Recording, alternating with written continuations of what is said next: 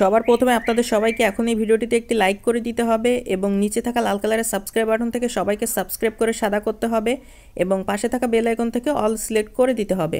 তো বন্ধুগণ বন্ধু মন্ডলীগণ ভিডিওটি মনোযোগ দিয়ে কোনো ডাঁটি না করে সম্পূর্ণ ভিডিওটি দেখুন। তো প্রথমে আমরা একটি চমৎকার এবং সুন্দর গ্রিন স্ক্রিন আমরা ব্যাকগ্রাউন্ডে সুন্দর করে সেট করে নিই। করার পরবর্তীতে আমরা সুন্দর করে প্লাস আইকনে ক্লিক করার মাধ্যমে গ্যালারির মধ্যে হতে অসংখ্য ছবির মধ্যে হতে আমরা যে কোনো একটি আকর্ষণীয় একটি ছবি আমরা সিলেক্ট করে নিয়ে সেটিকে আমরা সুন্দর করে গ্রিন স্ক্রিন ব্যাকগ্রাউন্ডের বাম পাশে সুন্দর করে বসাই। বাম পাশে সুন্দর করে বসে ছবিটিকে